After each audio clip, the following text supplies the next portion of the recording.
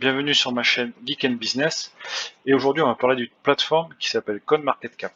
Alors, toujours dans une série de vidéos pour débutants dans le monde de la crypto-monnaie. L'idée étant de vous apporter les fondamentaux nécessaires, on va dire, pour évoluer dans ce monde-là.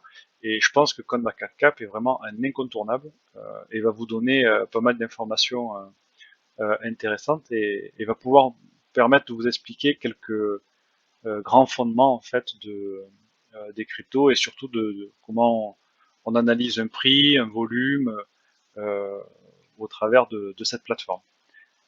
Je vous mettrai évidemment le lien de la plateforme dans la description de la vidéo.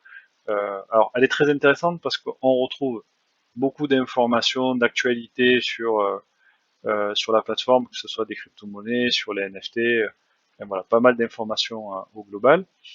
Euh, ce qui est ce qui est pour moi le premier attrait, c'est le listing de l'ensemble des cryptos avec leur cours, donc leur prix à un instant T, les variations qu'elles ont eues sur les dernières 24 heures, les derniers 7 jours, le market cap, donc on va voir ce que c'est, les volumes d'échange sur 24 heures, le circulating supply, donc si je vous explique ce que c'est, donc ça donne une photo, on va dire, du marché des crypto-monnaies.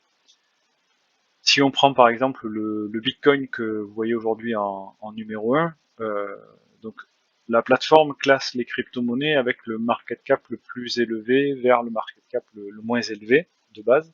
On peut faire des filtres différents, réagencer les choses, ça c'est du domaine du possible. Mais encore faut-il avoir des notions sur quels sont l'ensemble des champs qui sont proposés. Euh, si on parle du market cap, puisque là c'est le filtre qui est fait par la plateforme, donc si on regarde cette colonne, c'est bien de cette manière-là qu'elle range. On part pour le Bitcoin à 881 milliards, le deuxième Ethereum est à 418 milliards, on voit que le Tether est à 82 milliards, et voilà, petit à petit c'est dégressif. Donc qu'est-ce que le le market cap? Le market cap, c'est ni plus ni moins que le prix unitaire du jeton, donc qui est autour des 46 300 $ pour le Bitcoin, multiplié par ce que l'on appelle le circulating supply, donc c'est le nombre de jetons qu'il y a en circulation. C'est-à-dire qu'aujourd'hui, il y a 19 milliards 19 millions 775 bitcoins en circulation. Donc du coup, si on prend ce chiffre-là, qu'on le multiplie par le prix unitaire de 1 bitcoin, ben, on obtient ce que l'on appelle le market cap d'une crypto-monnaie. Alors pourquoi c'est une valeur qui est importante? Elle va vous donner en fait les tendances du marché de dire est-ce que beaucoup de monde ont investi dans cette crypto. Bon, on voit que sur le Bitcoin, entre guillemets, pour qu'il y ait un market cap à 881 milliards de dollars, ben, c'est que c'est une crypto-monnaie qui est plutôt plébiscitée et je dirais qui est plutôt sûre. Alors j'emploie sûr avec des guillemets puisqu'on est dans le monde de la crypto-monnaie et tout va très vite et peut changer assez rapidement. Euh, mais disons qu'on voit qu'il y a un attrait pour cette crypto-monnaie-là, puisqu'elle a un market cap assez élevé.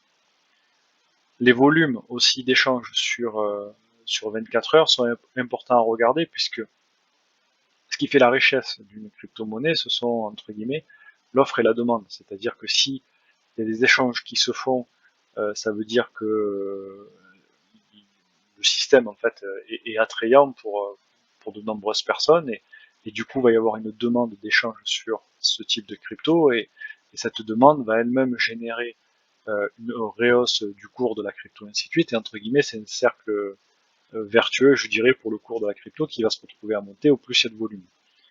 Une crypto-monnaie qui pourrait avoir un prix intéressant, mais s'il n'y a pas de volume, vous pouvez même vous retrouver dans un cas où ben en fait vous avez de la crypto-monnaie, vous voulez la vendre, mais il n'y a personne en face qui peut vous l'acheter.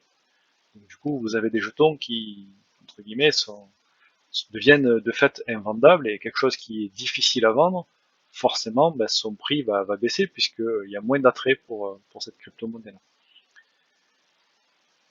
Un exemple qui illustre bien aussi les notions à avoir sur le prix, on voit que le Bitcoin a un prix unitaire relativement élevé, autour des 46 000 $, parce qu'il a un nombre de jetons qui est limité.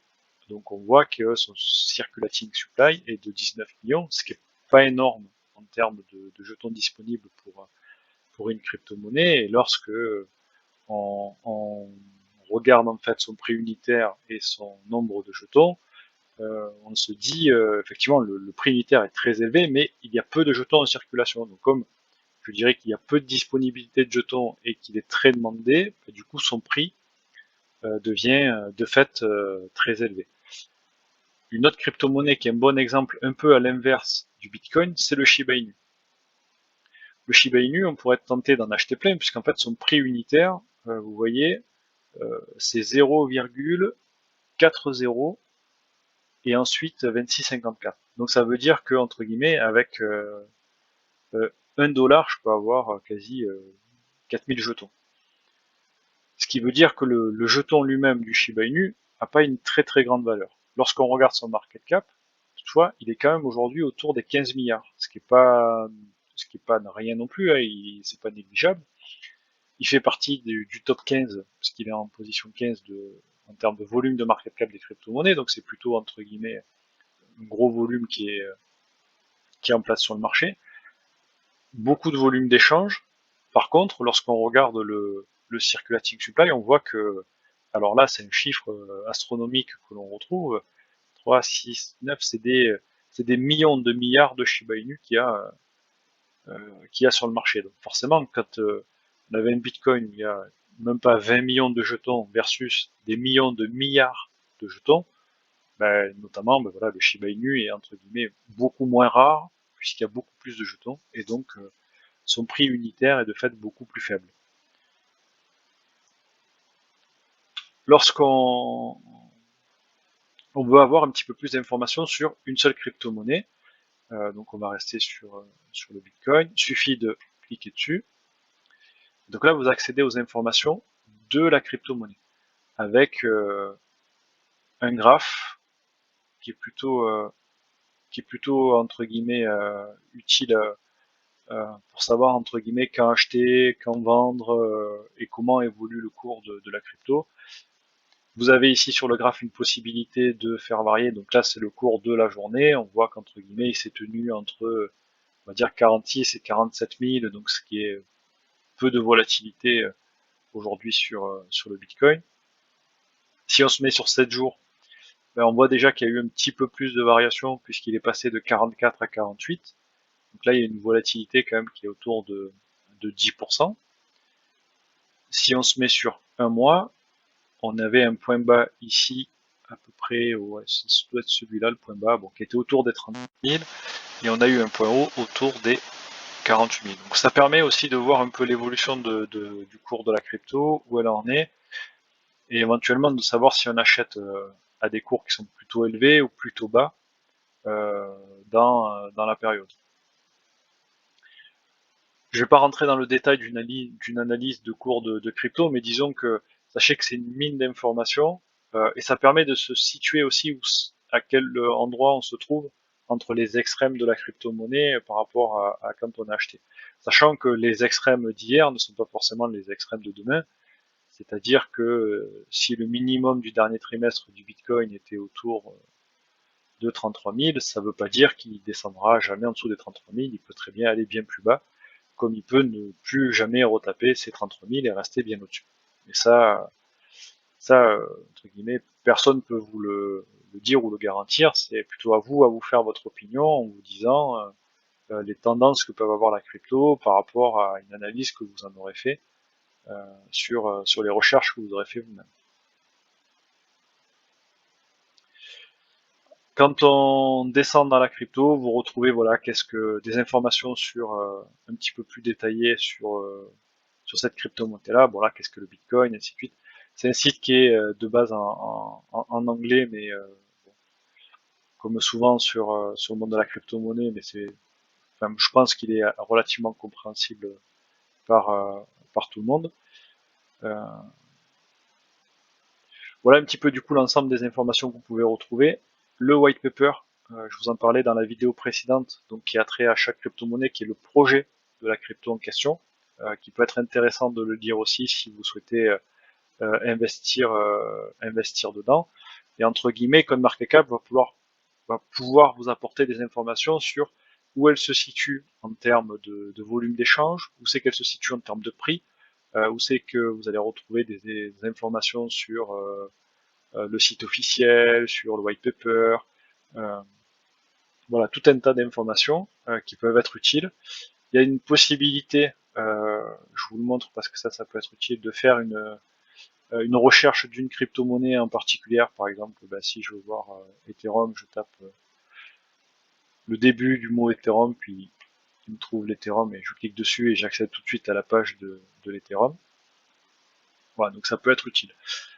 Pour ceux qui utilisent notamment MetaMask ou d'autres wallets de ce type, donc un wallet c'est un portefeuille, je vous détaillerai dans les prochaines vidéos, et je vous fais un petit teasing on va dire. Vous avez ici le numéro de contrat de la crypto, je vous expliquerai ce que c'est dans une prochaine vidéo. Voilà, je pense que c'était utile de parler de CoinMarketCap puisque c'est un peu une mine d'informations pour commencer, et aussi de vous détailler voilà, les différences entre le cours de la crypto, qui est son prix unitaire, le circulating supply, qui est le nombre de jetons qui est en circulation, le volume d'échange sur 24 heures, et aussi son market cap, qui n'est plus ni moins que la valeur totale de la crypto-monnaie. Donc c'est la somme en fait des jetons fois le prix unitaire qui donne cette valeur-là. Écoutez, c'est tout pour moi pour aujourd'hui. J'espère que cette vidéo vous a plu. N'hésitez pas à liker ou à vous abonner, ça aide au référencement de la chaîne. Et mettez en commentaire ce que vous souhaitez que j'aborde dans les prochaines vidéos et j'adapterai mon contenu en fonction. Allez, merci à tous.